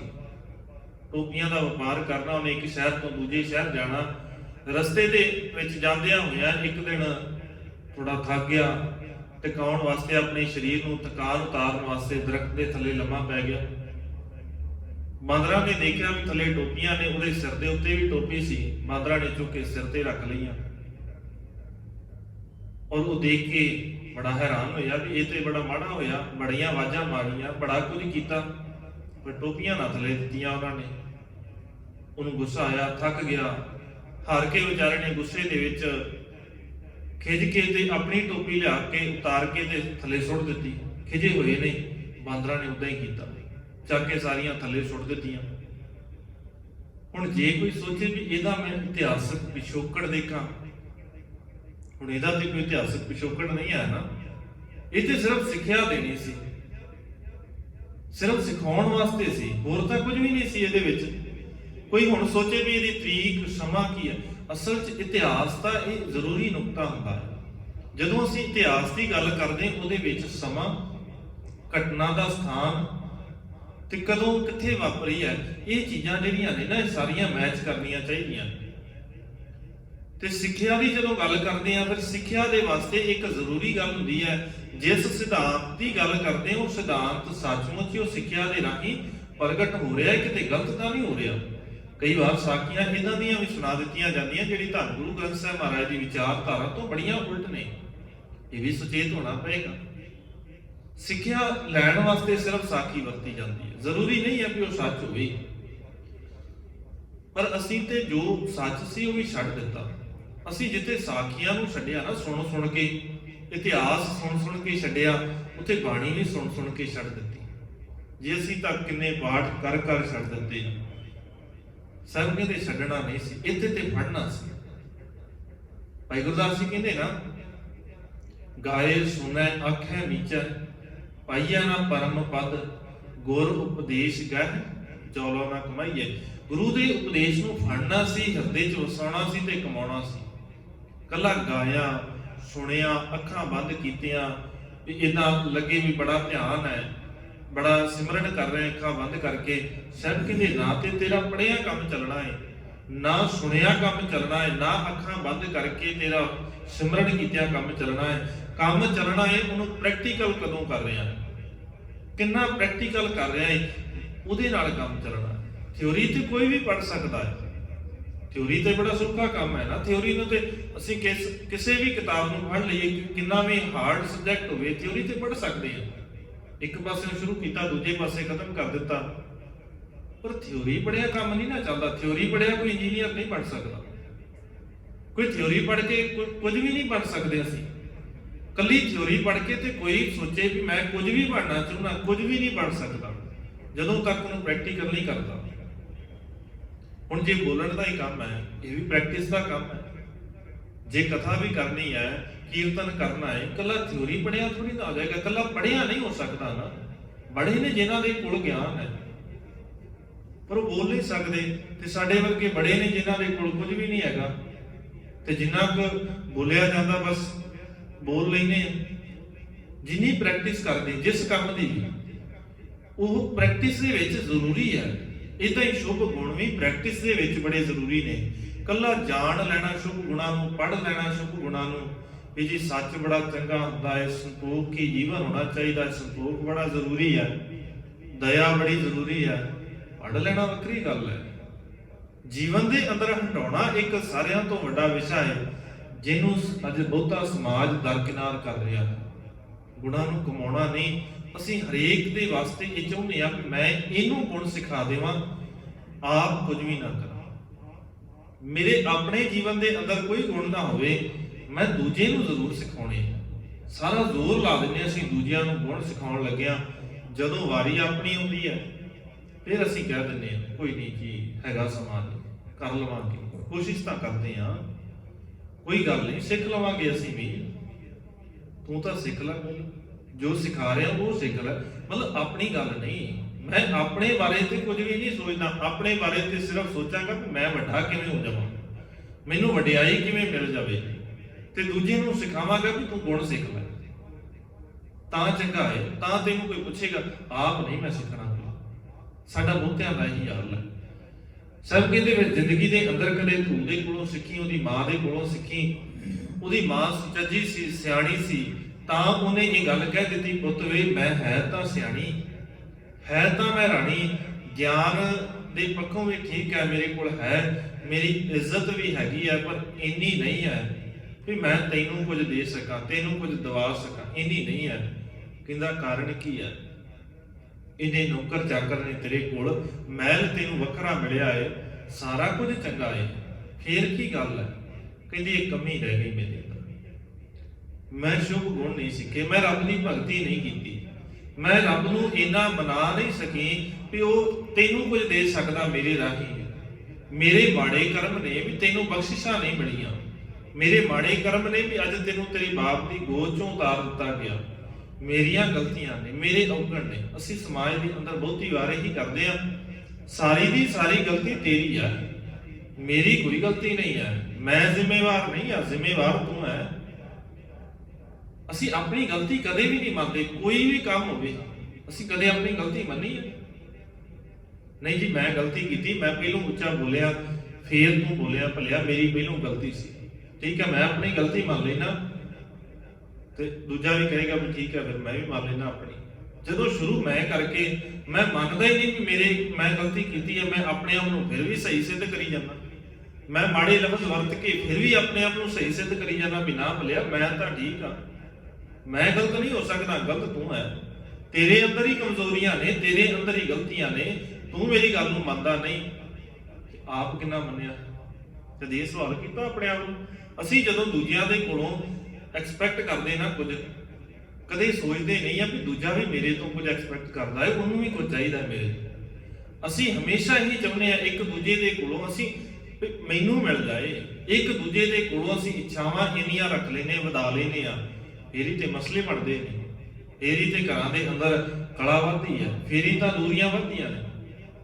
ਜਦੋਂ ਮੈਂ ਆਪਣੇ ਆਪ ਨੂੰ ਜ਼ਿੰਮੇਵਾਰ ਨਹੀਂ ਬਣਾਉਣਾ, ਦੂਜਿਆਂ ਦੇ ਕੋਲੋਂ ਸਾਰਾ ਕੁਝ ਚਾਹੁੰਦਾ ਵੀ ਦੂਜਾ ਮੇਰੀ ਗੱਲ ਮੰਨੇ, ਦੂਜਾ ਮੇਰੇ ਮਾੜੇ ਸ਼ਬਦ ਸੁਣੇ, ਦੂਜਾ ਮੇਰੇ ਦਬਕੇ ਸੁਣੇ, ਤੇ ਜਦੋਂ ਮੈਨੂੰ ਕੋਈ ਕਹਿ ਦੇਵੇ ਫੇਰ ਨਹੀਂ, ਇਹਦਾ ਨਹੀਂ ਹੋਣਾ ਚਾਹੀਦਾ ਸੀ, ਫੇਰ ਮਾੜਾ। ਮੈਂ ਦੂਜੇ ਨੂੰ ਤੇ ਸੁਣਾ ਸਕਦਾ, ਆਪ ਸੁਣਨਾ ਬੜਾ ਔਖਾ, ਆਪ ਨਹੀਂ ਸੁਣਨਾ ਚਾਹੁੰਦਾ। ਤੇ ਮਾਂ ਕਹਿੰਦੀ ਵੀ ਇਹੀ ਕਮੀ ਸੀ ਵੀ ਮੈਂ ਗੁਣ ਨਹੀਂ ਸਿੱਖ ਸਕੀ, ਮੈਂ ਰੱਬ ਦੀ ਭਗਤੀ ਨਹੀਂ ਕੀਤੀ। ਜੇ ਮੈਂ ਰੱਬ ਦੀ ਭਗਤੀ ਕੀਤੀ ਹੁੰਦੀ ਨਾ, ਫੇਰ ਅੱਜ ਤੇਰੇ ਨਾਲ ਇਹ ਸਲੂਕ ਨਹੀਂ ਸੀ ਕਰਨਾ ਕਿਸੇ ਨੇ, ਅੱਜ ਤੈਨੂੰ ਗੋਦ ਚੋਂ ਨਹੀਂ ਸੀ ਉਤਾਰਨਾ। ਉਹ ਕਹਿੰਦਾ ਫਿਰ ਇਦਾਂ ਹੀ ਕਰ ਲੈਨੇ ਆ, ਰੱਬ ਨੂੰ ਹੀ ਮਨਾ ਲੈਨੇ, ਪਹਿਲੋਂ ਤੇਰੇ ਕੋਲੋਂ ਨਹੀਂ ਮਨਾਇਆ ਗਿਆ ਤੇ ਮੈਂ ਹੀ ਮਨਾ ਲੈਣਾ। ਉਮਰ ਕਿੰਨੀ ਹੈ? 5 ਸਾਲ ਦੀ, ਬੜੀ ਛੋਟੀ ਉਮਰ ਹੈ। ਅਸੀਂ ਕਹਿੰਦੇ ਨਾ ਬੱਚਾ ਹੈ ਜੀ, ਇਹਦੀ ਉਮਰ ਨਹੀਂ ਹੈ ਪਾਠ ਕਰਨ ਦੀ, ਅਜੇ ਉਮਰ ਨਹੀਂ ਹੈ ਆਹ ਕਰਨ ਦੀ, ਅਜੇ ਉਮਰ ਨਹੀਂ ਹੈ ਏਦਾਂ ਕਰਨ ਦੀ। ਜਦੋਂ ਅਸੀਂ ਉਹਨੂੰ ਮਾੜੇ ਬਚਨ, ਮਾੜੀਆਂ ਗੱਲਾਂ ਕਈ ਵਾਰ ਪਰਿਵਾਰਾਂ ਦੇ ਅੰਦਰ ਸਿਖਾਈਆਂ ਜਾਂਦੀਆਂ, ਉਹ ਵੀ ਤੇ ਉਮਰ ਨਹੀਂ ਹੁੰਦੀ ਨਾ, ਅਜੇ ਉਮਰ ਨਹੀਂ ਹੈ ਜੀ ਇਹਦੀ ਪਾਠ ਸਿੱਖਣ ਦੀ, ਪਰ ਇਹਦੀ ਉਮਰ ਹੈਗੀ ਆ ਸਕੂਲ ਜਾਣ ਦੀ, ਉਹ ਵੱਡੀਆਂ ਵੱਡੀਆਂ ਕਿਤਾਬਾਂ ਚੁੱਕਣ ਦੀ। ਪਾਠ ਸਿੱਖਣ ਦੀ ਉਮਰ ਨਹੀਂ ਹੈਗੀ, ਅਜੇ ਉਮਰ ਨਹੀਂ ਹੈਗੀ ਜੀ ਇਹਦੀ ਬਾਣੀ ਪੜ੍ਹਨ ਦੀ, ਪਰ ਇਹਦੀ ਉਮਰ ਇਸ ਕੰਮ ਨੂੰ ਹੈਗੀ ਆ ਵੀ ਇਹਨੂੰ ਵੱਡਾ ਸਾਰਾ ਫੋਨ ਲਿਆ ਕੇ ਦੇ ਦੇ। ਛੋਟੇ ਛੋਟੇ ਬੱਚਿਆਂ ਨੂੰ ਵੱਡੇ ਵੱਡੇ ਫੋਨ ਅਲੱਗ-ਅਲੱਗ, ਇਹ ਨਹੀਂ ਹੈ ਚੰਗੀ ਗੱਲ ਹੈ, ਤੁਸੀਂ ਦੇ ਰਹੇ ਹੋ, ਤੁਹਾਡੇ ਕੋਲ ਹੈ ਸਮਰੱਥਾ ਤੇ ਦਿਓ, ਕੋਈ ਮਸਲਾ ਨਹੀਂ ਹੈ, ਪਰ ਇਹ ਵੀ ਤੇ ਵੇਖੋ ਨਾ ਵੀ ਜੋ ਗੁਣ ਸਿਖਾਉਣੇ ਸੀ ਉਹ ਤੇ ਸਿਖਾਏ ਨਹੀਂ, ਚੀਜ਼ਾਂ ਤੇ ਵਰਤਣ ਨੂੰ ਦੇ ਰਹੇ ਉਹਦੀ ਮੰਗ। ਜੀ ਬੱਚਾ ਜ਼ਿੱਦ ਕਰਦਾ ਏ ਵੀ ਇਹਨੂੰ ਫੋਨ ਚਾਹੀਦਾ ਏ, ਇਹ ਜ਼ਿੱਦ ਕਰਦਾ ਸੀ ਤਾਂ ਲਿਆ ਕੇ ਦੇ ਦਿੱਤਾ, ਠੀਕ ਹੈ, ਲਿਆ ਕੇ ਦੇ ਦਿੱਤਾ, ਚੰਗੀ ਗੱਲ ਹੈ। ਅਸੀਂ ਧੱਕੇ ਨਾਲ ਬੱਚਿਆਂ ਨੂੰ ਹਰੇਕ ਚੀਜ਼ ਦੇ ਸਕਦੇ ਹਾਂ। ਕਈ ਵਾਰ ਅਸੀਂ ਕਹਿੰਦੇ ਨਾ ਬੱਚਾ ਜੀ ਆਉਂਦਾ ਨਹੀਂ ਗੁਰੂ ਘਰ, ਬਥੇਰਾ ਕਹਿੰਦਾ ਹੈ ਪਰ ਆਉਂਦਾ ਨਹੀਂ ਹੈ। ਇਸੇ ਬੱਚਾ ਤੇ ਸਕੂਲ ਜਾਣ ਨੂੰ ਵੀ ਨਹੀਂ ਕਹਿੰਦਾ, ਮੰਨਦਾ ਤਾਂ ਨਹੀਂ। ਬਿਰਲੇ ਬੱਚੇ ਨੇ ਜਿਹੜੇ ਕਹਿੰਦੇ ਹੋਣਗੇ ਮੈਨੂੰ ਤਿਆਰ ਕਰ ਦਿਓ ਜੀ ਮੈਂ ਸਕੂਲ ਜਾਣਾ, ਨਹੀਂ ਤੇ ਬਹੁਤੇ ਤੇ ਰੋਕ ਹੀ ਜਾਂਦੇ ਨੇ ਸ਼ੁਰੂ ਦੇ ਅੰਦਰ। ਸ਼ੁਰੂ ਹੀ ਤਾਂ ਇਦਾਂ ਹੀ ਧੱਕੇ ਨਾਲ ਹੀ ਭੇਜਣੇ ਪੈਂਦੇ ਨੇ ਨਾ, ਫਿਰ ਕਿਉਂ ਭੇਜਦੇ ਹੋ? ਨਾ ਭੇਜੋ ਫਿਰ ਉਧਰ। ਜੀ ਬੱਚਾ ਕਹਿੰਦਾ ਵੀ ਸਕੂਲ ਨਹੀਂ ਜਾਣਾ, ਇਸ ਕਰਕੇ ਅਸੀਂ ਭੇਜਦੇ ਨਹੀਂ। ਕਦੇ ਕਿਹਾ ਕਿਸੇ ਨੇ ਏਦਾਂ? ਕੋਈ ਨਹੀਂ ਕਹਿੰਦਾ, ਧੱਕੇ ਨਾਲ ਭੇਜਦੇ ਆ। ਕਾਰਨ ਕੀ ਹੈ? ਸਾਨੂੰ ਏਦਾਂ ਲੱਗਦਾ ਹੈ ਵੀ ਉੱਥੇ ਨਾ ਗਿਆ ਤੇ ਇਹਦੀ ਜ਼ਿੰਦਗੀ ਖਰਾਬ ਹੋ ਜਾਣੀ ਹੈ, ਪਰ ਅਸਲ ਦੇ ਵਿੱਚ ਜੇ ਇਹਨੂੰ ਗੁਣ ਨਾ ਸਿਖਾਏ ਫਿਰ ਇਹਦੀ ਜ਼ਿੰਦਗੀ ਖਰਾਬ ਹੋ ਜਾਣੀ। ਇਹਦੀ ਵੀ ਜੇ ਤਾਂ ਸਕੂਲ ਨਾ ਗਿਆ ਨਾ, ਫਿਰ ਉਹਦੀ ਇਕੱਲੇ ਦੀ ਜ਼ਿੰਦਗੀ ਖਰਾਬ ਹੋਣੀ ਹੈ। ਜੇ ਉਹਨੇ ਗੁਣ ਨਾ ਸਿੱਖੇ ਫਿਰ ਉਹਨੇ ਪਤਾ ਨਹੀਂ ਕਿੰਨਿਆਂ ਦੀ ਖਰਾਬ ਕਰਨੀ। ਸਕੂਲ ਗਿਆ ਹੋਵੇਗਾ, ਗਿਆਨ ਹੋਵੇਗਾ, ਸਰਟੀਫਿਕੇਟ, ਡਿਗਰੀਆਂ ਵੱਡੀਆਂ ਵੱਡੀਆਂ ਹੋਣਗੀਆਂ, ਗੁਣ ਨਾ ਹੋਏ ਤੇ ਪਤਾ ਨਹੀਂ ਕਿੰਨਿਆਂ ਦਾ ਨੁਕਸਾਨ ਕਰੇਗਾ। ਜੇ ਵਕੀਲ ਬਣ ਗਿਆ ਨਾ ਕਿਤੇ ਮਾੜੇ ਗੁਣਾਂ ਵਾਲਾ, ਚੰਗੇ ਗੁਣ ਨਾ ਹੋਏ, ਕਿੰਨਿਆਂ ਦੀ ਜ਼ਿੰਦਗੀ ਖਰਾਬ ਕਰੇਗਾ। ਕਿੰਨੇ ਦੋਸ਼ੀਆਂ ਨੂੰ ਬਾਹਰ ਕੱਢੇਗਾ ਤੇ ਬਾਅਦ ਵਿੱਚ ਉਹ ਦੋਸ਼ੀ ਫਿਰ ਦੁਬਾਰਾ ਉਦਾਂ ਦੇ ਹੀ ਦੋਸ਼ ਕਰਨਗੇ, ਉਦਾਂ ਹੀ ਦੂਜਿਆਂ ਨੂੰ ਤੰਗ ਕਰਨਗੇ, ਕਿੰਨਿਆਂ ਦਾ ਨੁਕਸਾਨ ਕਰੇਗਾ। ਮਾੜੇ ਗੁਣਾਂ ਵਾਲਾ ਕਿਤੇ ਡਾਕਟਰ ਬਣ ਗਿਆ, ਚੰਗੇ ਗੁਣ ਨਾ ਸਿਖਾਏ ਤੇ ਕਿੰਨਿਆਂ ਨੂੰ ਲੁੱਟੇਗਾ। ਕਿੰਨਿਆਂ ਦੇ ਅੰਗ ਕੱਢ ਕੇ ਵੇਚੇਗਾ। ਮਾੜਾ ਇੰਜੀਨੀਅਰ ਬਣ ਗਿਆ, ਕਿੰਨੀਆਂ ਬਿਲਡਿੰਗਾਂ ਨੂੰ ਇਦਾਂ ਦਾ ਬਣਾ ਦੇਗਾ ਰਿਸ਼ਵਤ ਲੈ ਕੇ, ਜਿਹੜੀ ਨਹੀਂ ਸੀ ਬਣ ਸਕਦੀ ਬਾਅਦ ਵਿੱਚ ਡਿੱਗੇਗੀ। ਅਸਲ 'ਚ ਅਸੀਂ ਇੱਕ ਦੀ ਜ਼ਿੰਦਗੀ, ਸਾਨੂੰ ਇਦਾਂ ਲੱਗਦਾ ਹੈ ਵੀ ਪੁੱਤਰ ਨੂੰ ਜੇ ਸਕੂਲ ਨਾ ਭੇਜਿਆ ਤੇ ਇਹਦੀ ਜ਼ਿੰਦਗੀ ਖਰਾਬ ਹੋ ਜਾਏਗੀ। ਜੇ ਇਹਨੂੰ ਬਾਣੀ ਦੇ ਲੜ ਲਾ ਕੇ ਗੁਣ ਨਾ ਸਿਖਾਏ ਤੇ ਇਹਨੇ ਪਤਾ ਨਹੀਂ ਕਿੰਨਿਆਂ ਦੀ ਜ਼ਿੰਦਗੀ ਖਰਾਬ ਕਰਨੀ। ਅਸੀਂ ਇਹ ਨਹੀਂ ਸਿਖਾਇਆ ਕਦੇ, ਕਿਉਂਕਿ ਅਸੀਂ ਆਪ ਨਹੀਂ ਸਿੱਖੇ, ਆਪ ਨਹੀਂ ਸਮਝੇ ਕਦੇ। ਇਹ ਸਾਰਿਆਂ ਤੋਂ ਵੱਡੀ ਕਮਜ਼ੋਰੀ ਸੀ ਸਾਡੀ ਜ਼ਿੰਦਗੀ ਦੀ। ਔਰ ਉਹ ਘਰੋਂ ਨਿਕਲਿਆ 5 ਸਾਲ ਦੀ ਉਮਰ ਦੇ ਵਿੱਚ, ਜਦੋਂ ਜੰਗਲ ਦੇ ਅੰਦਰ ਪਹੁੰਚਿਆ, ਕਹਿੰਦੇ ਉੱਥੇ ਨਾਰਦ ਮੁਨੀ ਨੇ ਆ ਕੇ ਇਹਨੂੰ ਉਪਦੇਸ਼ ਦਿੱਤਾ ਵੀ ਰੱਬ ਦਾ ਨਾਮ ਜਪਣਾ ਹੈ। ਹਾਲਾਂਕਿ ਉਹਨੇ ਸਮਝਾਇਆ ਵੀ ਉਮਰ ਛੋਟੀ ਹੈ, ਪਰ ਨਹੀਂ, ਜ਼ਿੱਦ ਸੀ ਵੀ ਰਾਜ ਭਾਗ ਲੈਣਾ ਹੈ। ਸੁਨੇਹਾ ਪਹੁੰਚ ਗਿਆ ਉਸੇ ਵੇਲੇ ਵੀ ਪੁੱਤ ਘਰ ਆ ਜਾ, ਤੈਨੂੰ ਅੱਧਾ ਰਾਜ ਅੱਜ ਤੋਂ ਹੀ ਦੇ ਦਿੰਦੇ ਆ। ਕਹਿੰਦਾ ਇਹ ਤੇ ਬੜਾ ਸੌਖਾ ਕੰਮ ਹੈ, ਜੇ ਤੇ ਆਇਆ ਹੀ ਆ, ਅੱਧਾ ਮਿਲ ਗਿਆ। ਇੰਨੀ ਤਾਕਤ, ਇੰਨੀ ਕਰਾਮਾਤ ਤੇ ਭਗਤੀ ਦੇ ਅੰਦਰ, ਰੱਬ ਦੇ ਨਾਮ ਦੇ ਅੰਦਰ, ਵੀ ਅੱਜ ਪਹਿਲਾ ਦਿਨ ਸੀ, ਅਜੇ ਤਾਂ ਪਹੁੰਚਿਆ ਵਾਂ ਤੇ ਸੁਨੇਹਾ ਆ ਗਿਆ ਅੱਧਾ ਰਾਜ ਲੈ ਲਾ। ਥੋੜੇ ਕੁ ਦਿਨ ਤੇ ਹੋਰ ਕੱਢਣੇ ਚਾਹੀਦੇ ਰੱਬ ਦੇ ਨਾਮ ਦੇ ਵਿੱਚ। ਹੋ ਸਕਦਾ ਹੈ ਸਾਰਾ ਹੀ ਮਿਲ ਜਾਵੇ, ਹੁਣ ਤੇ ਸਾਰਾ ਹੀ ਲਵਾਂਗੇ। ਥੋੜਾ ਸਮਾਂ ਕੱਢਿਆ ਵੀ ਹੁਣ ਤਾਂ ਰਾਜ ਸਾਰਾ ਮਿਲੇਗਾ। ਦੁਬਾਰਾ ਸੁਨੇਹਾ ਆ ਗਿਆ ਵੀ ਰਾਜ ਸਾਰਾ ਹੀ ਲੈ ਲਾ, ਪਰ ਘਰ ਨੂੰ ਆ ਜਾ। ਪਰ ਹੁਣ ਤਾਂ ਦਿਮਾਗ ਦੇ ਅੰਦਰ ਉਹ ਸੱਚ ਬੈਠ ਗਿਆ ਸੀ ਨਾ, ਰਾਜ ਨਾ ਚਾਹੋ ਮੁਕਤ ਨਾ ਚਾਹੋ ਮਨ ਪ੍ਰੀਤ ਚਰਨ ਕਮਲਾਰੇ। ਹੁਣ ਤੇ ਪ੍ਰੀਤ ਜੁੜ ਗਈ ਚਰਨਾਂ ਦੇ ਅੰਦਰ, ਰੱਬ ਦੇ ਨਾਮ ਦੇ ਅੰਦਰ। ਹੁਣ ਤਾਂ ਸਮਝ ਆ ਗਈ ਇੱਥੇ ਸਾਰਾ ਕੁਝ ਹੀ ਖਤਮ ਹੋਣ ਵਾਲਾ ਹੈ, ਇੱਥੇ ਸਾਰਾ ਕੁਝ ਪਲਾਂ ਦੇ ਵਿੱਚ ਖਤਮ ਹੋ ਜਾਣਾ ਹੈ। ਸਮਾਂ ਬੜਾ ਸੀਮਤ ਜਿਹਾ ਹਰੇਕ ਦਾ, ਤੇ ਐਵੇਂ ਉਲਝ ਕੇ ਕੀ ਲੈਣਾ ਇਸ ਰਾਜ ਭਾਗ ਦੇ ਅੰਦਰੋਂ। ਇੱਥੇ ਸਾਰਾ ਕੁਝ ਖਤਮ ਹੋਣ ਵਾਲਾ ਹੈ ਨਾ। ਕੂੜ ਰਾਜਾ, ਕੂੜ ਪਰਜਾ, ਕੂੜ ਸਭ ਸੰਸਾਰ, ਇੱਥੇ ਸਾਰਾ ਕੁਝ ਹੀ ਖਤਮ ਹੋਣ ਵਾਲਾ। ਜਦੋਂ ਰਾਜੇ ਵੀ ਕੂੜ ਨੇ, ਝੂਠੇ ਨੇ, ਸਮੇਂ ਪੈਣ ਤੇ ਖਤਮ ਹੋ ਜਾਣੇ ਆ। ਜਿਨ੍ਹਾਂ ਦੇ ਉੱਤੇ ਰਾਜ ਕਰਨਾ ਹੈ, ਪਰਜਾ ਵੀ ਖਤਮ ਹੋਣ ਵਾਲੀ ਹੈ। ਪਰ ਕੀ ਕਰਨਾ ਹੈ ਐਸੇ ਰਾਜ ਤੋਂ? ਅਸਲ 'ਚ ਰਾਜ ਤੇ ਮੈਨੂੰ ਮਿਲ ਗਿਆ। ਹੁਣ ਭਗਤ ਰੂ ਕਹਿੰਦਾ ਹੁਣ ਨਹੀਂ, ਹੁਣ ਤੁਹਾਨੂੰ ਤੁਹਾਡਾ ਰਾਜ ਮੁਬਾਰਕ, ਤੁਹਾਨੂੰ ਤੁਹਾਡੇ ਕੰਮ ਮੁਬਾਰਕ, ਤੁਸੀਂ ਆਪਣਾ ਰਾਜ ਕਮਾਓ, ਮੈਨੂੰ ਜੋ ਮੈਂ ਕਰ ਰਿਹਾ ਮੈਨੂੰ ਕਰਨ ਦਿਓ। ਹੋਇਆ ਕਿ ਜਿਸ ਦਿਨ ਆਪਣੇ ਆਪ ਨੂੰ ਖਤਮ ਕਰ ਲਿਆ, ਪਰਿਵਾਰ ਦੇ ਵਾਲੇ ਪਾਸਿਓਂ, ਮੋਹ ਵਾਲੇ ਪਾਸਿਓਂ ਤੋੜ ਕੇ, ਭਾਵੇਂ ਕਿ ਸ਼ੁਰੂਆਤ ਇਦਾਂ ਹੀ ਹੁੰਦੀ ਹੈ, ਬਹੁਤੀ ਵਾਰ ਰੱਬੀ ਦਰ ਦੇ ਉੱਤੇ ਤੁਰਨ ਵਾਲਿਆਂ ਦੀ ਸ਼ੁਰੂਆਤ ਇਦਾਂ ਹੀ ਹੁੰਦੀ ਹੈ। ਭਗਤ ਫਰੀਦ ਸਾਹਿਬ ਦਾ ਜੀਵਨ ਪੜ੍ਹਦੇ ਆ ਜਦੋਂ, ਉੱਥੇ ਵੀ ਇਦਾਂ ਹੀ ਹੈ। ਸ਼ੱਕਰ ਦੇ ਕੇ, ਲਾਲਚ ਦੇ ਕੇ ਤੋਰਿਆ ਜਾਂਦਾ ਹੈ ਰੱਬ ਦੀ ਭਗਤੀ ਵਾਲੇ ਪਾਸੇ। ਅਖੀਰ 'ਚ ਇੰਨਾ ਕੁ ਜੁੜ ਗਏ, ਜਦੋਂ ਸ਼ਬਦ ਵਰਤਿਆ ਜਾਂਦਾ ਹੈ, ਉਹਨਾਂ ਦਾ ਕਦੇ ਪੂਰਾ ਨਾਮ ਪੜ੍ਹ ਕੇ ਦੇਖਿਆ ਜੇ, ਉਹਨਾਂ ਦਾ ਪੂਰਾ ਨਾਮ ਹੈ ਸ਼ੇਖ ਫਰੀਦ ਉਦੀਨ ਸ਼ਕਰਗੰਜ। ਸ਼ਕਰਗੰਜ ਭਾਵ ਸ਼ੱਕਰ ਦਾ ਪਹਾੜ, ਮਿਠਾਸ ਦਾ ਪਹਾੜ। ਬਾਣੀ ਨੂੰ ਪੜ੍ਹ ਕੇ ਦੇਖੋਗੇ ਮਿਠਾਸ ਹੀ ਦਿਖੇਗੀ ਤੁਹਾਨੂੰ, ਬੜੀ ਮਿਠਾਸ ਹੈ ਫਰੀਦ ਸਾਹਿਬ ਦੇ ਸ਼ਬਦਾਂ ਦੇ ਅੰਦਰ, ਕਿਉਂਕਿ ਸਿਖਾਉਣ ਦਾ ਤਰੀਕਾ ਹੈ ਆਪਣਾ। ਅਸਲ ਦੇ ਵਿੱਚ ਜਦੋਂ ਅਸੀਂ ਬੱਚੇ ਨੂੰ ਤੋਰਨਾ ਹੈ ਨਾ, ਤੇ ਕੋਈ ਵੀ ਢੰਗ ਅਪਣਾ ਸਕਦੇ ਹਾਂ। ਅਸੀਂ ਚਾਹੁੰਦੇ ਹਾਂ ਵੀ ਜਿੱਦਾਂ ਜਦੋਂ ਅਸੀਂ ਬੱਚੇ ਨੂੰ ਸਕੂਲ ਤੋਰਦੇ, ਫਿਰ ਵੀ ਕਹਿੰਦੇ ਆ ਨਾ, ਚਲਾ ਜਾ ਆ ਚਾਕਲੇਟ ਲੈ ਜਾ, ਅੱਜ ਆਹ ਤੇਰੀ ਫੇਵਰੇਟ ਚੀਜ਼ ਬਣਾ ਕੇ ਦੇਵਾਂਗੇ, ਆਹ ਤੈਨੂੰ ਆਉਂਦਿਆਂ ਨੂੰ ਮਿਲੇਗਾ, ਚੰਗੇ ਨੰਬਰ ਲੈ ਕੇ ਆਏਗਾ, ਤੈਨੂੰ ਆਹ ਚੀਜ਼ ਦਵਾ ਦੇਵਾਂਗੇ। ਉੱਥੇ ਵੀ ਲਾਲਚ ਦੇ ਰਹੇ ਆ ਨਾ। ਤੇ ਸ਼ੁਰੂਆਤ ਦੇ ਅੰਦਰ ਜੇ ਰੱਬੀ ਵਾਲੇ, ਰੱਬ ਵਾਲੇ ਪਾਸੇ, ਰੱਬੀ ਗੁਣ ਸਿਖਾਉਣ ਵਾਲੇ ਪਾਸੇ ਤੋਰਨਾ ਹੈ ਤੇ ਕੋਈ ਮਸਲਾ ਨਹੀਂ ਹੈ। ਜਿਸ ਦਿਨ ਉਹਨੂੰ ਇੱਕ ਵਾਰ ਲੱਗ ਗਿਆ ਨਾ ਮਨ ਦੇ ਅੰਦਰ, ਮਨ ਤੁਰ ਪਿਆ ਇਸ ਪਾਸੇ ਨੂੰ, ਫਿਰ ਤੁਹਾਨੂੰ ਲਾਲਚ ਦੇਣ ਦੀ ਲੋੜ ਨਹੀਂ ਪੈਣੀ। ਫਿਰ ਉਹਨੂੰ ਆਪੇ ਸਮਝ ਆ ਜਾਏਗੀ। ਫਿਰ ਨਹੀਂ ਉਹਨੂੰ ਕਹਿਣਾ ਪਏਗਾ ਵੀ ਨਿਤਨੇਮ ਕਰਨਾ ਹੈ, ਫਿਰ ਨਹੀਂ ਕਹਿਣਾ ਪਏਗਾ ਕਿ ਗੁਰਦੁਆਰੇ ਜਾਣਾ ਹੈ, ਮੱਥਾ ਟੇਕਣਾ ਹੈ। ਅਸੀਂ ਕਈ ਵਾਰ ਐਵੇਂ ਬਿਨਾਂ ਗੱਲੋਂ ਹੀ ਉਹ ਗੱਲਾਂ ਕਰਕੇ, ਇਦਾਂ ਦੀਆਂ ਦਲੀਲਾਂ ਦੇ ਦੇ ਕੇ ਨਾ ਹੋਰ ਬਾਗੀ ਬਣਾ ਦਿੰਦੇ ਆ। ਅਸਲ 'ਚ ਦਲੀਲਾਂ ਨਹੀਂ ਉੱਥੇ ਦੇਣੀਆਂ। ਜਦੋਂ ਬੱਚਾ ਉਸ ਉਮਰ 'ਚ ਹੈ ਨਾ, ਉਹਨੂੰ ਦਲੀਲਾਂ ਨਹੀਂ, ਉਹਨੂੰ ਤੇ ਢੰਗ ਹਰੇਕ ਤਰੀਕੇ ਨਾਲ। ਅਸੀਂ ਇੱਕੋ ਹੀ ਤਰੀਕਾ ਹਮੇਸ਼ਾ ਅਪਣਾਉਂਦੇ ਹਾਂ। ਜਿਹੜੇ ਤਰੀਕੇ ਦੇ ਨਾਲ ਉਹ ਸਮਝਣਾ ਚਾਹੁੰਦਾ ਉਸ ਤਰੀਕੇ ਦੇ ਨਾਲ ਸਮਝਾਈਏ। ਔਰ ਜਿਸ ਦਿਨ ਉਹ ਜੁੜ ਗਿਆ, ਫਿਰ ਅੰਦਰ ਉਹ ਸੱਚਮੁੱਚ ਜੁੜ ਜਾਏਗਾ। ਜਿਵੇਂ ਭਗਤ ਧਰੂ ਦਾ ਜੁੜਿਆ, ਭਾਈ ਗੁਰਦਾਸ ਜੀ ਨੇ ਸ਼ਬਦ ਵਰਤੇ, ਕਹਿੰਦੇ ਆਪਣੇ ਆਪ ਨੂੰ ਨੀਵਾਂ ਕਰਕੇ ਹੋਏ ਨਿਮਾਣਾ, ਭਗਤ ਕਰ ਗੁਰਮੁਖ ਧਰੂ ਹਰ ਦਰਸ਼ਨ ਪਾਇਆ।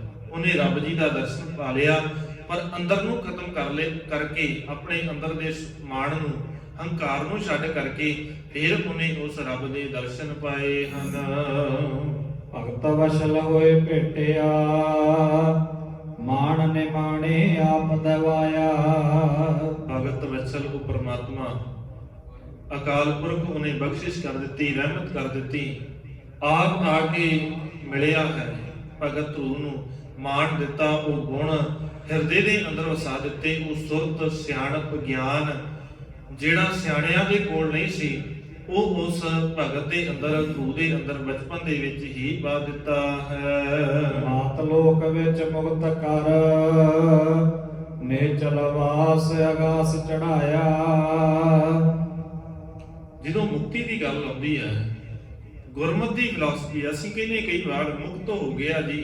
ਕਦੋਂ ਮੁਕਤ ਹੋਇਆ? ਜਦੋਂ ਸਰੀਰ ਚਲਾ ਗਿਆ।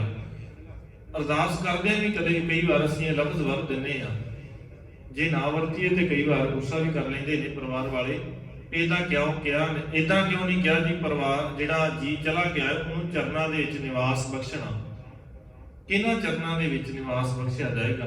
ਗੁਰਮਤਿ ਦੀ ਫਿਲਾਸਫੀ ਕਹਿੰਦੀ ਹੈ ਵੀ ਮੁਕਤੀ ਇੱਥੇ, ਮਰਨ ਤੋਂ ਬਾਅਦ ਨਹੀਂ। ਸਰੀਰ ਕਿੱਥੇ ਗਿਆ ਉਹਦਾ ਕੋਈ ਮਸਲਾ ਨਹੀਂ ਹੈ, ਜਿੰਦ ਕਿੱਥੇ ਗਈ ਕਿਸੇ ਨੂੰ ਨਹੀਂ ਪਤਾ। ਇੱਥੇ ਮੁਕਤੀ ਚਾਹੀਦੀ ਹੈ। ਮਰਨ ਮੁਕਤ ਕਿਨ ਪਾਈ, ਮਰਨ ਤੋਂ ਬਾਅਦ ਕਿਹਨੂੰ ਮੁਕਤੀ ਮਿਲੀ ਹੈ? ਭਾਈ ਗੁਰਦਾਸ ਜੀ ਕਹਿੰਦੇ ਜੇ ਭਗਤ ਧਰੂ ਨੇ ਮੁਕਤੀ ਪਾਈ ਹੈ ਨਾ, ਇੱਥੇ ਹੀ ਮਾਤ ਲੋਕ ਦੇ ਵਿੱਚ, ਇੱਥੇ ਧਰਤੀ ਦੇ ਉੱਤੇ ਮੁਕਤੀ ਪਾ ਗਿਆ। ਮਰਨ ਤੋਂ ਬਾਅਦ ਮੁਕਤੀ ਕਿਹਨੂੰ ਮਿਲੀ ਹੈ, ਕਿਹਨੂੰ ਪਤਾ ਹੈ? ਮੁਕਤੀ ਤੇ ਇੱਥੇ ਚਾਹੀਦੀ ਹੈ ਨਾ, ਵਿਕਾਰਾਂ ਤੋਂ। ਚਰਨਾਂ 'ਚ ਨਿਵਾਸ ਤੇ ਇੱਥੇ ਚਾਹੀਦਾ ਹੈ, ਇੱਥੇ ਰਹਿਣਾ ਚਰਨਾਂ ਦੇ ਅੰਦਰ, ਗੁਰੂ ਦੇ ਸ਼ਬਦ ਦੇ ਅੰਦਰ ਆਪਣੀ ਜ਼ਿੰਦਗੀ ਨੂੰ, ਆਪਣੇ ਜੀਵਨ ਨੂੰ ਜੋੜ ਕੇ ਰੱਖਣਾ ਹੈ। ਮਰਨ ਤੋਂ ਬਾਅਦ ਇੱਥੇ ਮੁਕਤੀਆਂ ਦੀ ਕੋਈ ਫਿਲਾਸਫੀ ਨਹੀਂ ਹੈ, ਉਹ ਦੂਜਿਆਂ ਦੇ ਕੋਲ ਹੈ ਵੀ ਆਪਣੇ ਆਪ ਨੂੰ ਖਤਮ ਕਰ ਲਵੋ ਧਰਮ ਦੇ ਨਾਮ ਦੇ ਉੱਤੇ ਤੇ ਫੇਰ ਮੁਕਤੀ ਮਿਲ ਜਾਏਗੀ। ਇੱਥੇ ਤੇ ਪਹਿਲੋਂ ਮੁਕਤ ਹੋ ਕੇ ਆਉਣਾ ਪਏਗਾ ਆਪਣੇ ਔਗਣਾਂ ਤੋਂ, ਆਪਣੀਆਂ ਚਤਰਾਈਆਂ ਤੋਂ। ਫੇਰ ਗੁਰੂ ਇੱਥੇ ਆ ਕੇ ਤੇਰੇ ਵਿਕਾਰਾਂ ਤੋਂ ਤੈਨੂੰ ਮੁਕਤ ਕਰ ਦੇਵੇਗਾ, ਜਿਉਂਦਿਆਂ ਜੀ ਮੁਕਤੀ ਮਿਲ ਜਾਏਗੀ। ਮੁਕਤੀ ਕਿਹਦੇ ਤੋਂ ਚਾਹੀਦੀ ਸਾਨੂੰ? ਅਸੀਂ ਮੁਕਤੀ ਦੀ ਗੱਲ ਬਾਰ-ਬਾਰ ਕਰਦੇ ਹਾਂ, ਪਰ ਮੁਕਤੀ ਚਾਹੀਦੀ ਕਿਹਦੇ ਤੋਂ? ਕਦੇ ਇਹ ਵੀ ਨਹੀਂ ਸੋਚਿਆ ਅਸੀਂ।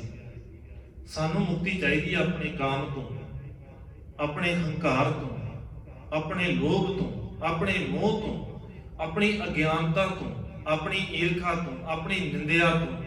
ਇਹਨਾਂ ਚੀਜ਼ਾਂ ਤੋਂ ਮੁਕਤੀ ਚਾਹੀਦੀ। ਇਹੀ ਤੇ ਅਸਲ 'ਚ ਜੰਮ ਨੇ, ਜਿਹੜਾ ਸਾਨੂੰ ਰੋਜ਼ਾਨਾ ਜੰਮਣ ਤੇ ਮਰਨ ਦੇ ਚੱਕਰ 'ਚ ਪਾਉਂਦਾ ਹੈ। ਇਹੀ ਤੇ ਜੰਮ ਹੈ ਨਾ, ਇਹਦੇ ਤੋਂ ਮੁਕਤੀ ਚਾਹੀਦੀ ਆ।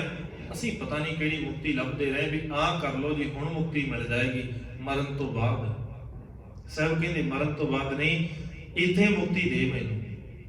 ਬਾਣੀ ਕਹਿੰਦੀ ਹੈ ਇੱਥੇ ਮੁਕਤੀ ਦੇ, ਆਹ ਕਰਮ ਕਾਂਡਾਂ ਤੋਂ, ਇਹਨਾਂ ਵਿਕਾਰਾਂ ਤੋਂ। ਇੱਥੇ ਜਿਉਂਦਿਆਂ ਦੀ ਮੁਕਤੀ ਚਾਹੀਦੀ ਹੈ, ਇੱਥੇ ਜਿਉਂਦਿਆਂ ਜੀ ਮੁਕਤ ਹੋਣਾ ਹੈ। ਇੱਥੇ ਮਰਨ ਤੋਂ ਬਾਅਦ ਮੁਕਤੀ ਦੀ ਕੋਈ ਫਿਲਾਸਫੀ ਨਹੀਂ ਹੈ। ਕਿਹਨੇ ਦੇਖਿਆ ਮਰਨ ਤੋਂ ਬਾਅਦ ਕੀ ਹੋਇਆ, ਕਿੱਥੇ ਗਏ? ਇੱਥੇ ਗੁਰੂ ਦੇ ਚਰਨਾਂ ਦੇ ਅੰਦਰ ਰਹਿੰਦਿਆਂ ਮੁਕਤੀ ਪ੍ਰਾਪਤ ਕਰਨੀ ਹੈ। ਜਿਵੇਂ ਭਗਤ ਧਰੂ ਨੇ ਮਾਤ ਲੋਕ ਦੇ ਵਿੱਚ ਮੁਕਤੀ ਪ੍ਰਾਪਤ ਕੀਤੀ, ਫਿਰ ਸੁਰਤ ਜਿਹੜੀ ਹੈ ਇੰਨੀ ਵਿਸ਼ਾਲ ਹੋ ਗਈ ਜਿਵੇਂ ਆਕਾਸ਼ ਬੜਾ ਵਿਸ਼ਾਲ ਹੈ। ਮਾਤ ਲੋਕ ਵਿੱਚ ਮੁਕਤ ਕਰ, ਨਿਹਚਲ ਵਾਸ ਅਗਾਸ ਚੜਾਇਆ। ਨਿਹਚਲ ਵਾਸ ਹੋ ਗਿਆ ਫਿਰ ਉਸ ਥਾਂ ਦੇ ਉੱਤੇ ਜਿੱਥੇ ਸੁਰਤ ਬੁਲੰਦੀਆਂ ਦੇ ਉੱਤੇ ਹੈ, ਵਿਸ਼ਾਲਤਾ। ਕਿਉਂਕਿ ਸਾਰਿਆਂ ਤੋਂ ਉੱਪਰ ਕੀ ਹੈ? ਉਹ ਅਕਾਲ ਪੁਰਖ ਵਾਹਿਗੁਰੂ। ਜਿਸ ਦਿਨ ਉਸ ਵਿਸ਼ਾਲ ਪ੍ਰਮਾਤਮਾ ਦੇ ਨਾਲ ਸਾਡਾ ਮੇਲ ਹੋ ਜਾਂਦਾ ਹੈ, ਉਸ ਦਿਨ ਸਾਡੀ ਸੁਰਤ ਇੰਨੀ ਉੱਚੀ ਹੋ ਜਾਂਦੀ, ਜਿਹਨੂੰ ਬਾਬਾ ਫਰੀਦ ਸਾਹਿਬ ਕਹਿੰਦੇ ਨੇ, ਕਹਿੰਦੇ ਮੈਨੂੰ ਲੱਗਦਾ ਸੀ ਵੀ ਮੈਨੂੰ ਹੀ ਦੁੱਖ ਨੇ, ਮੇਰੇ ਅੰਦਰ ਹੀ ਵਿਕਾਰ ਨੇ, ਪਰ ਜਿਸ ਦਿਨ ਮੈਂ ਸੁਰਤ ਨੂੰ ਉੱਚਿਆ ਕੀਤਾ, ਸੁਰਤ ਨੂੰ ਉੱਪਰ ਚੱਕਿਆ, ਉਸ ਦਿਨ ਸਮਝ ਆ ਗਈ। ਔਰ ਇਹ ਨਹੀਂ ਜਦੋਂ ਭਗਤ ਸਾਹਿਬ ਨੇ, ਫਰੀਦ ਸਾਹਿਬ ਨੇ ਸ਼ਬਦ ਵਰਤਿਆ ਨਾ ਵੀ ਉੱਚੇ ਚੜ੍ਹ ਕੇ ਦੇਖਿਆ ਤਾਂ ਘਰ ਘਰ ਹਾਗ। ਉੱਚੇ ਚੜ੍ਹ ਕੇ ਦੇਖਣ ਦਾ ਭਾਵ ਇਹ ਨਹੀਂ ਸੀ ਕਿਸੇ ਕੋਠੇ ਤੇ ਚੜ੍ਹ ਪਏ, ਕਿਸੇ ਕੋਠੇ ਤੇ ਨਹੀਂ। ਦਸਮ ਦੁਆਰ ਜਿਹਨੂੰ ਕਹਿੰਦੇ ਅਸੀਂ, ਸੁਰਤ ਦਾ ਉੱਚਾ ਹੋ ਜਾਣਾ। ਜਿਸ ਦਿਨ ਸੁਰਤ ਉੱਚੀ ਹੋ ਗਈ, ਉਸ ਦਿਨ ਸਮਝ ਆ ਗਈ ਵੀ ਹਰੇਕ ਹਿਰਦੇ ਘਰ ਦੇ ਅੰਦਰ, ਹਰੇਕ ਸੁਰਤ ਦੇ ਅੰਦਰ ਇਦਾਂ ਦੀ ਅੱਗ ਹੈ, ਵਿਕਾਰਾਂ ਦੀ, ਤ੍ਰਿਸ਼ਨਾ ਦੀ, ਲੋਭ ਦੀ ਅੱਗ ਹੈ। ਇਹਨੂੰ ਉੱਚਾ ਕਰਨਾ ਹੈ। ਸੁਰਤ ਨੂੰ ਉੱਚਿਆ ਕਰਕੇ ਜਦੋਂ ਅਸੀਂ ਲਫ਼ਜ਼ ਵਰਤਦੇ ਹਾਂ, ਮਨ ਨੀਵਾ, ਸਿੱਖਾਂ ਦਾ ਮਨ ਨੀਵਾ, ਮੱਤ ਉੱਚੀ। ਇਹ ਮੱਤ ਉੱਚੀ ਇਹੀ ਤੇ ਆ ਖਾਲਸੇ ਜੀ ਕੇ ਬੋਲ ਬਾਲੇ, ਬਾਲੇ ਦਾ ਭਾਵ ਉੱਚੀ। ਸਾਡੀ ਸੁਰਤ ਨੂੰ ਉੱਚਿਆ ਕਰਨਾ ਇਹੀ ਤੇ ਆਕਾਸ਼ ਵਰਗੀ ਵਿਸ਼ਾਲਤਾ, ਤੇ ਉੱਥੇ ਹੀ ਸਦੀਵੀ ਟਿਕਾ ਬਣਾ ਲੈਣਾ। ਚੰਦ ਸੂਰ 33 ਕਰੋੜ ਪਰ ਦਖਣਾ ਚੋ ਫੇਰ ਫਿਰਾਇਆ। ਚੰਦ ਸੂਰ 33 ਕਰੋੜ ਤਾਰੇ ਹਰੇਕ ਭਾਵ ਵੀ ਸੰਪੂਰਨ ਕਾਇਨਾਤ ਜਿਨੇ ਆਪਣੇ ਆਪ ਨੂੰ ਗਿਆਨਵਾਨ ਸੂਰਜ ਦੇ ਵਾਂਗ ਚੰਦਰਮਾ ਦੇ ਵਾਂਗ ਵਿਸ਼ਾਲ ਸੋਚ ਵਾਲੇ ਤੇ ਚਾਨਣ ਵਾਲੇ ਸਮਝਦੇ ਸਨ, ਸਾਰਿਆਂ ਨੇ ਹੀ ਆ ਕੇ ਭਗਤ ਰੂ ਨੂੰ ਨਮਸਕਾਰਾਂ ਕੀਤੀਆਂ ਹਨ। ਵੇਦ ਪੁਰਾਣ ਵਖਾਣ ਦੇ ਪ੍ਰਗਟ ਕਰ ਪ੍ਰਤਾਪ ਜਣਾਇਆ। ਜਿਹੜੇ ਵੇਦਾਂ ਦੀ ਗੱਲ ਕਰਦੇ ਸਨ, ਪੁਰਾਣਾਂ ਦੀ ਗੱਲ, ਧਾਰਮਿਕ ਗ੍ਰੰਥਾਂ ਦੀ ਗੱਲ ਕਰਦੇ ਸਨ, ਉਹਨਾਂ ਦੇ ਸਾਹਮਣੇ ਉਸ ਅਕਾਲ ਪੁਰਖ ਵਾਹਿਗੁਰੂ ਨੇ ਇੰਨੀ ਕੁ ਬਖਸ਼ਿਸ਼ ਕਰ ਦਿੱਤੀ ਭਗਤ ਰੂ ਦੇ ਉੱਤੇ, ਉਹ ਸਾਰਿਆਂ ਤੋਂ ਸ੍ਰੇਸ਼ਟ ਹੋ ਕਰਕੇ ਸਾਰਿਆਂ ਦੇ ਅੰਦਰ ਪ੍ਰਗਟ ਹੋਇਆ ਹੈ। ਅਵਗਤ ਗਤ ਅਗਮ ਹੈ ਅਕਥ ਕਥਾ ਵਿਚਾਰ ਨਾ ਪਾਇਆ। ਹੁਣ ਜੇ ਕਿਤੇ ਭਗਤ ਰੂ ਦੇ ਗੁਣਾਂ ਦੀ ਗੱਲ ਕਰਨੀ ਹੋਵੇ ਤੇ ਬੜੀ ਬੇਅੰਤ ਹੈ, ਅਸੀਂ ਉਹਦਾ ਅੰਤ ਨਹੀਂ ਪਾ ਸਕਦੇ, ਬਿਆਨ ਨਹੀਂ ਕਰ ਸਕਦੇ ਸ਼ਬਦਾਂ ਦੇ ਰਾਹੀਂ, ਕਿਉਂਕਿ ਜਿਹੜਾ ਉਹਦੇ ਨਾਲ ਜੁੜ ਗਿਆ ਫਿਰ ਉਹਦਾ ਰੂਪ ਹੋ ਜਾਂਦਾ ਹੈ ਤੇ ਉਹਦੇ ਰੂਪ ਨੂੰ ਬਿਆਨ ਕਰਨਾ ਬੜਾ ਔਖਾ ਹੈ। ਪਾਠ ਸਾਹਿਬ ਕਹਿੰਦੇ ਨਾ, ਜੇ ਕਿਤੇ ਗੁਰੂ ਨਾਨਕ ਸਾਹਿਬ ਮਹਾਰਾਜ ਸੱਚੇ ਪਾਤਸ਼ਾਹ ਜੀ ਦੀ ਉਸਤਤ ਕਰਨੀ ਹੋਵੇ ਤੇ ਐਵੇਂ ਨਹੀਂ ਕਰ ਸਕਦੇ। ਉਹਦੇ ਵਾਸਤੇ ਕੀ ਕਰਨਾ ਪਏਗਾ? ਇੱਕ ਮਨ ਪੁਰਖ ਧਿਆਏ ਬਰ ਦਾਤਾ, ਸੰਤ ਸਹਾਰ ਸਦਾ ਵਿਖਿਆਤਾ, ਤਾਸ ਚਰਨ ਲੈ ਹਿਰਦੈ ਬਸਾਵੋ ਤਉ ਪਰਮ ਗੁਰੂ ਨਾਨਕ ਗੁਰੂ ਨਾਮ। ਤਾਂ ਗੁਣ ਗਾਏ ਜਾ ਸਕਦੇ ਨੇ ਜੇ ਉਸ ਅਕਾਲ ਪੁਰਖ ਨੂੰ ਆਪਣੇ ਹਿਰਦੇ ਦੇ ਅੰਦਰ ਵਸਾ ਲਈਏ, ਤਾਂ ਹੀ ਤੇ ਸੱਚ ਸਮਝਿਆ ਜਾ ਸਕਦਾ ਹੈ। ਉਸੇ ਚੀਜ਼ ਦੀ ਅਸੀਂ ਉਸਤਤ ਬਿਆਨ ਉਸੇ ਚੀਜ਼ ਨੂੰ ਕਰ ਸਕਦੇ ਜਿਹਦੇ ਬਾਰੇ ਸਾਨੂੰ ਬੜਾ ਪਤਾ ਹੋਵੇ। ਜਿਸ ਬਾਰੇ ਸਾਨੂੰ ਪਤਾ ਹੀ ਨਹੀਂ ਹੈ, ਜਿਸ ਭਗਤ ਰੂ ਦੀ ਉਸਤਤ ਕਰਨੀ ਹੈ ਉਹਦੀ ਅਵਸਥਾ ਕੀ ਹੈ ਸਾਨੂੰ ਨਹੀਂ ਪਤਾ, ਅਸੀਂ ਤੇ ਜਾਣਦੇ ਨਹੀਂ, ਉੱਥੇ ਤੱਕ ਪਹੁੰਚੇ ਨਹੀਂ, ਫਿਰ ਅਸੀਂ ਬਿਆਨ ਵੀ ਬਹੁਤਾ ਨਹੀਂ ਕਰ ਸਕਦੇ। ਅਸੀਂ ਉਹਨਾਂ ਕੁ ਬਿਆਨ ਕਰ ਸਕਦੇ ਹਾਂ ਜਿੰਨਾ ਕੁ ਉਹਨਾਂ ਗੁਰਮੁਖਾਂ ਨੇ ਜਿਹੜੇ ਉਸ ਅਵਸਥਾ ਤੇ ਪੁੱਜੇ ਨੇ ਉਹਨਾਂ ਨੇ ਬਿਆਨ ਕਰ ਦਿੱਤਾ, ਲਿਖ ਦਿੱਤਾ। ਜੇ ਅਸੀਂ ਆਪਣੀ ਮਤ ਨਾਲ ਚਾਹੀਏ ਵੀ ਭਗਤ ਰੂ ਦਾ ਜੀਵਨ ਇੰਨਾ ਉੱਚਾ ਸੀ, ਉਹਦੀ ਸੁਰਤ ਇੰਨੀ ਉੱਚੀ ਸੀ, ਕਿੱਥੋਂ ਕਰ ਸਕਦੇ ਹਾਂ? ਜਿਹੜਾ ਜੁੜਿਆ ਹੈ ਬ੍ਰਹਮ ਦਾ, ਜਿਹਨੂੰ ਗਿਆਨ ਹੈ, ਤੇ ਉਹ ਉਹੀ ਦੱਸ ਸਕਦਾ ਹੈ ਬ੍ਰਹਮ ਗਿਆਨੀ ਕੀ ਗਤ ਬ੍ਰਹਮ ਗਿਆਨੀ ਜਾਣੇ। ਬ੍ਰਹਮ ਗਿਆਨੀ ਦੀ ਗਤ ਬ੍ਰਹਮ ਗਿਆਨੀ ਜਾਣ ਸਕਦਾ ਹੈ। ਦੂਜਾ ਮੇਰੇ ਵਰਗਾ ਤੇ ਉਹਦੀ ਜਾਣੇਗਾ ਜਿਹਦੀ ਮੇਰੇ ਵਰਗੀ ਜ਼ਿੰਦਗੀ ਹੈ। ਕੋਈ ਚੋਰ ਤੇ ਉਹਦੀ ਗੱਲ ਕਰ ਸਕਦਾ ਵੀ ਆਪ ਇੰਨੀਆਂ ਕੁ ਚੋਰੀਆਂ ਨੇ ਕੀਤੀਆਂ, ਕਿਉਂਕਿ ਉਹ ਆਪ ਚੋਰ ਹੈ, ਉਹਨੂੰ ਆਪਣੇ ਬਾਰੇ ਪਤਾ ਹੈ, ਤੇ ਦੂਜੇ ਬਾਰੇ ਆਪਣੇ ਜਿੱਦਾਂ ਦੀ ਆਪਣੀ ਜ਼ਿੰਦਗੀ ਹੈ ਅਸੀਂ ਆਪਣੀ ਗੱਲ ਕਰ ਸਕਦੇ ਹਾਂ, ਦੂਜੇ ਦੀ ਨਹੀਂ, ਉਹਦੀ ਨਹੀਂ, ਜਿਹੜਾ ਬੜਾ ਸ੍ਰੇਸ਼ਟ ਹੈ, ਉੱਤਮ ਹੈ। ਔਰ ਉਹਦਾ ਦੀ ਕਥਾ ਅਕਥ ਕਥਾ ਬੜੀ ਬੇਅੰਤ ਹੈ, ਜਿਹਨੂੰ ਵਿਚਾਰਿਆ ਨਹੀਂ ਜਾ ਸਕਦਾ, ਜਿਹਦੇ ਬਾਰੇ ਕੋਈ ਦੱਸਿਆ ਨਹੀਂ ਜਾ ਸਕਦਾ। ਗੁਰਮੁਖ ਸੁਖ ਫਲ ਲੱਖ ਲਖਾਇਆ। ਉਹ ਬਖਸ਼ਿਸ਼ ਹੋ ਗਈ ਗੁਰੂ ਦੇ ਰਾਹੀਂ, ਗੁਰੂ ਦੀ ਬਖਸ਼ਿਸ਼ ਦੇ ਨਾਲ ਸੁਖ ਫਲ ਜਿਹੜਾ ਸਦੀਵੀ ਸੁਖ ਹੈ, ਉਹ ਸੁਖ ਫਲ ਨੂੰ ਪਤਾ ਲੱਗ ਗਿਆ ਵੀ ਉਹ ਕਿਵੇਂ ਦਾ ਹੈ, ਅਲੱਗ ਹੈ, ਜਿਹੜਾ ਕਿਸੇ ਨੂੰ ਨਹੀਂ ਸੀ ਪਤਾ ਲੱਗਦਾ। ਉਹ ਭਗਤ ਰੂ ਨੂੰ ਉਸ ਸੁਖ ਦੀ ਜਿਹੜਾ ਸਦੀਵੀ ਰਹਿਣ ਵਾਲਾ ਹੈ ਉਹਦੀ ਸਮਝ ਆ ਗਈ। ਪਰ ਆਉਂਦੀ ਕਿਵੇਂ ਆ? ਗੁਰਮੁਖ ਸੁਖ ਫਲ ਦਾਤ ਸ਼ਬਦ ਸੰਭਾਲੀਆਂ, ਜਿਨ੍ਹਾਂ ਨੇ ਸ਼ਬਦ ਨੂੰ, ਗੁਰੂ ਦੇ ਸਿਧਾਂਤ ਨੂੰ, ਅਕਾਲ ਪੁਰਖ ਵਾਹਿਗੁਰੂ ਦੀ ਵਿਚਾਰਧਾਰਾ ਨੂੰ ਆਪਣੀ ਜ਼ਿੰਦਗੀ ਦਾ ਆਧਾਰ ਬਣਾਇਆ ਹੈ, ਉਹਨਾਂ ਨੂੰ ਇਸ ਜੀਵੀ ਸੁਖ ਮਿਲਦਾ ਹੈ। ਨਾਨਕ ਭਗਤਾਂ ਸਦਾ ਵਿਗਾਸ ਸੁਣਿਆ ਦੁਖ ਪਾਪ ਕਾ ਨਾਸ਼, ਉਹਨਾਂ ਨੂੰ ਮਿਲਦਾ ਇਸ ਜੀਵੀ ਸੁਖ ਜਿਨ੍ਹਾਂ ਨੇ ਗੁਰੂ ਦੇ ਸ਼ਬਦ ਨੂੰ ਹਿਰਦੇ ਦੇ ਅੰਦਰ ਵਸਾ ਕਰਕੇ ਸੱਚਮੁੱਚ ਉਹਦੇ ਅਨੁਸਾਰੀ ਪ੍ਰੈਕਟੀਕਲ ਜੀਵਨ ਜੀਵਿਆ ਹੈ। ਗੱਲਾਂ ਕਰਨ ਵਾਲਿਆਂ ਨੇ ਸਿਰਫ ਗੱਲਾਂ ਹੀ ਕੀਤੀਆਂ ਨੇ, ਸੁੱਖ ਉਹਨਾਂ ਨੂੰ ਮਿਲਿਆ ਜਿਹੜੇ ਗੁਰੂ ਦੇ ਦਰ ਦੇ ਉੱਤੇ ਆ ਕੇ ਆਪਣੇ ਆਪ ਨੂੰ ਖਤਮ ਕਰਕੇ ਗੁਰੂ ਦੇ ਦਰ ਦੇ ਉੱਤੇ ਢਹਿ ਪਏ ਤੇ ਗੁਰੂ ਦੇ ਕੋਲੋਂ ਸੁੱਖ ਦੀ ਦਾਤ, ਉਹ ਆਨੰਦ ਦੀ ਦਾਤ ਪ੍ਰਾਪਤ ਕੀਤੀ ਹੈ। ਸਭ ਕਿਰਪਾ ਲੋ ਕਿਰਪਾ ਕਰਨ। ਵਿਚਾਰਾਂ ਕਰਦਿਆਂ ਹੋਈਆਂ ਬੇਅੰਤ ਭੁੱਲਾਂ ਦੀ ਖਿਮਾ। ਬੁਲਾਓ ਜੀ ਫਤਿਹ। ਆਖੋ ਜੀ ਵਾਹਿਗੁਰੂ ਜੀ ਕਾ ਖਾਲਸਾ, ਵਾਹਿਗੁਰੂ ਜੀ ਕੀ ਫਤਿਹ।